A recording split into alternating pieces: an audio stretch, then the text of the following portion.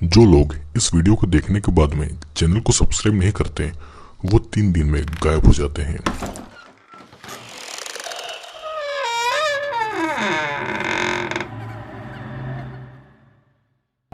Movie की शुरुआत में बताया जाता है कि जूलियस नाम के एक आदमी का फ़ोन बजता है और उस पर जूलियस का एक फ्रेंड रेजी उसे शाम को क्लब में मिलने के लिए बुलाता है। फिर नेक्स्ट सीन में जूलियस एक हॉस्पिटल के रूम में बंधा हुआ था और मदद के लिए आवाज़ लगा रहा था।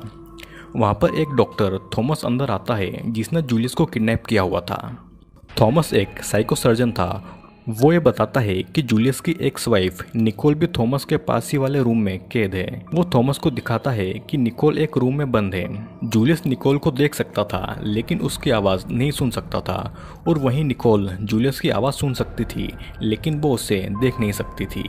थॉमस जूलियस को बताता है कि वो उन दोनों को यहाँ पर 5 दिन के लिए रखेगा और इन 5 दिनों में वो जूलियस को टॉर्चर करेगा।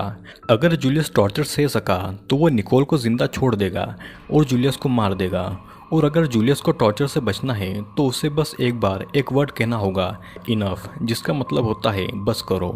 और जैसे ही जूलियस वो वर्ड बोलेगा थॉमस उसे टॉर्चर करना बंद कर देगा, लेकिन वो उसके बदले में उसके प्यार यानी निकोल की जान ले लेगा। फिर थॉमस अपना टॉर्चर शुरू करता है। वो एक बॉक्स में से एक छोटी सी कुल्हाड़ी को निकालकर जूलियस की एक फिंगर को काट देता है जिसमें जूलियस को बहुत भयंकर दर्द होता है। नेक्स्ट सीन में फ्लैशबैक दिखाया जाता है जहां पर जूलियस और रेजी क्लब में बैठे हुए थे। रेजी जूलियस को बताता है कि वो यहाँ पर डेट पे आया है और उस लड़की के साथ में उसकी फ्रेंड भी आने वाली है, इसलिए उसने जूलियस को यहाँ पर बुलाया है। फिर थोड़ी देर के बाद में दोनों लड़कियाँ किएरा और निकोल आते हैं। किएरा और रेजी दूसरी टेबल पर चले जाते हैं और जूलियस और निकोल अलग बैठते हैं। निकोल जूलियस को ये बताती है कि वो एक बॉक्सर है और फिर वहाँ पर सभी थोड़ा टाइम स्पेंड करने के बाद में क्लब के बाहर आते हैं, जिसके बाद में निकोल और किएरा अपने घर पर चले जाते हैं। जूलियस और रेजी आपस में ये बात करते हैं कि दोनों को सेकंड डेट में मिलने का मौका मिला है और ये डिस्कशन करने के बाद में वे दोनों भी घर चले जाते हैं। मूवी वापस प्रेजेंट में आती है जहाँ पर निकोल दरवाज़ा खोलने की कोशिश कर रही थी लेकिन वो लॉक था। थोड़ी देर के बाद में एक आदमी सैमसन आकर गेट खोलकर वहाँ पर खाना रखता है और वहाँ से चला जाता है। जब तक निकोल वहाँ पर पहुँचती है तब तक सैमसन गेट को लॉक कर चुका था। फिर अगले दिन सैमसन जूलियस के पास आकर उसके हाथ पर पट्टी लगाता है और उसके कपड़ों को बाहर जाकर जला देता है।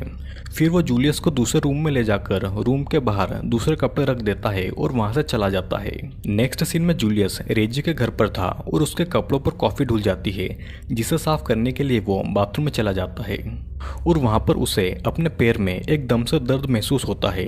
जब वो अपना जूता निकाल कर देखता है तो उसके पैर में से बहुत सारा खून निकल रहा था और उसके शूज़ में भी खून भर चुका था। फिर एकदम से उसका सर दर्द होता है और सब कुछ ठीक हो जाता है जैसे कि ये कोई सपना था।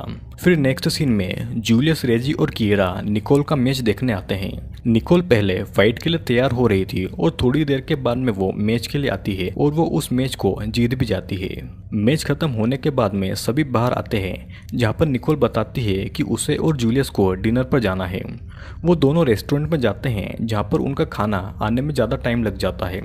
फिर निकोल और जूलियस वहाँ पर बहुत देर तक रहते हैं और खाना खाकर दोनों बाहर आते हैं जहाँ पर जूलियस निकोल को प्रपोज करता है और निकोल भी जूलियस के प्रपोजल को हाँ कर देती है, जिसके बाद में दोनों अपने अपने घर चले जाते हैं। फिर नेक्स्ट सीन वापस प्रेजेंट में आता है और अब ये सेकंड डे चल रहा था। थॉमस जूलियस के पैर में अपने हाथों से ड्रिल करता है और उसके पैर से बहुत ज़्यादा खून आने लगा था और फिर थॉमस उसकी आंखें देखने लगता है।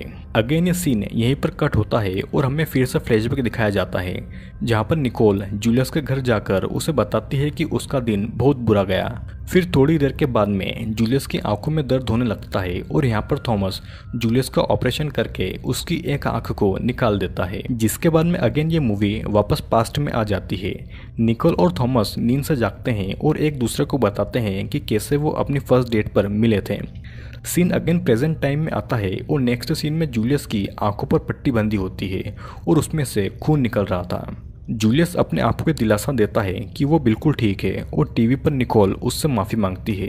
सैमसन निकोल के लिए खाना लेकर जाता है जहाँ पर निकोल पहले से ही गेट पर बैठकर उसका इंतज़ार कर रही थी।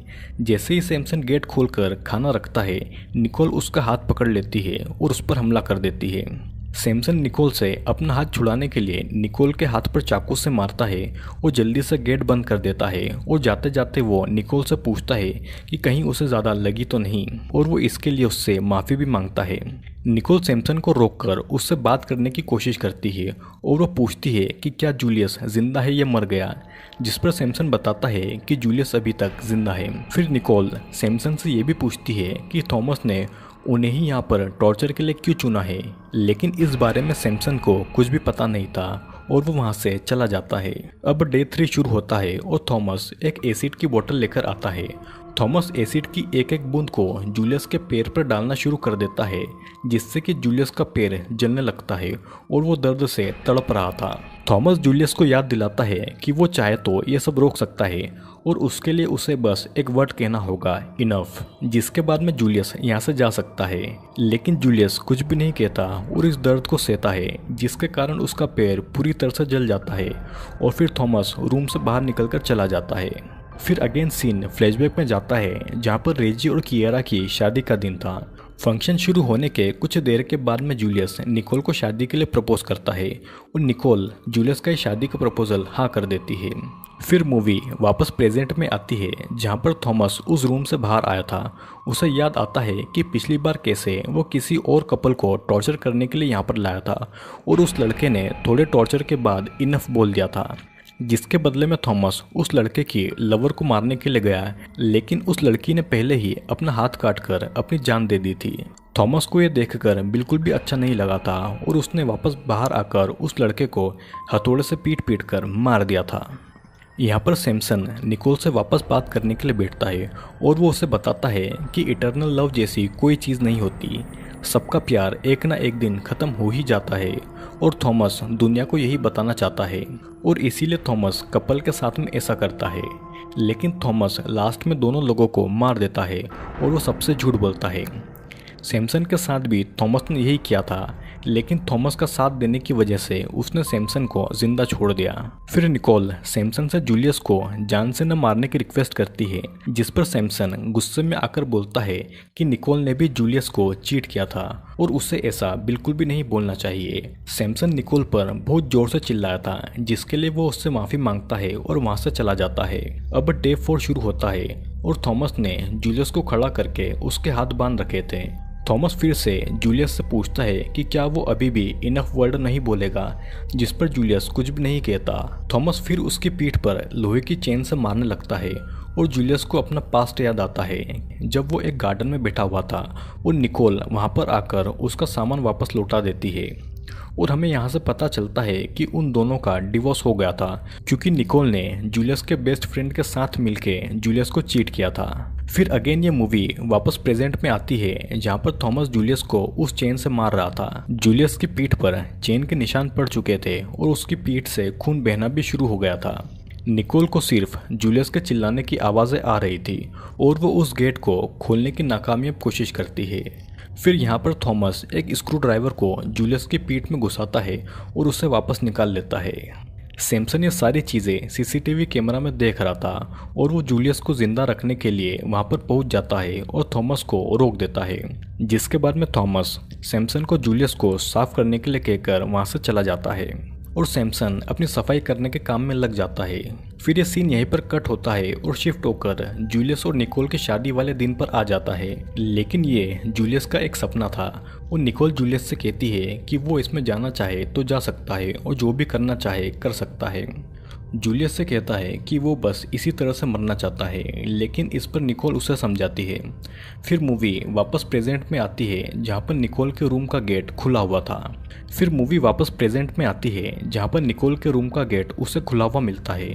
वो उस रूम से बाहर आती है और बाहर उसे गेट पर एक चाकू भी मिलता है, जिसे वो उठा लेती है और उस चाकू को लेकर आगे हॉल में आगे बढ़ती है और हॉल से होकर भागकर ऊपर हॉस्पिटल में आती है और वो जूलियस को ढूंढना शुरू कर देती है।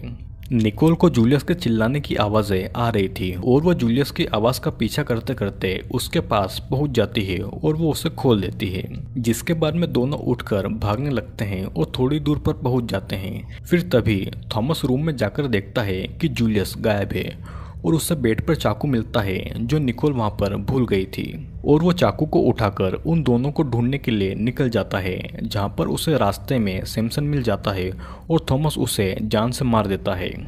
निकोल और जूलियस भागते भागते हॉलवे तक पहुंच गए थे और तभी सामने से थॉमस भी आ जाता है। निकोल एक फाइटर थी और वो थॉमस से लड़ने लगती है और उसके पैर पर मारकर वापस जूलियस के साथ में भागना शुरू कर देती है। दोनों जैसे तैसे बाहर के रास्ते तक तो पहुंच जाते हैं, लेकिन थॉमस फिर से आ चुका था।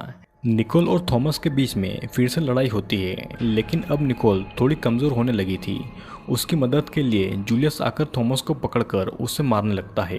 फिर थॉमस उसे धक्का देकर नीचे गिरा देता है और उसे अपने दोनों चाकू से मारने की कोशिश करता है, लेकिन तब तक निकोल उसके हाथ से चाकू को छीन लेती है और वो उसे ही मार डालती है, जिससे कि थॉमस की मौत हो जाती है। जिसके बाद में निकोल और जूलियस दोनों हॉस्पिटल से सही सलामत बाहर आते हैं और उन्हें अपना पूरा पास्ट याद आता है, जिसके साथ में ये मूवी यहीं पर एंड हो जाती है।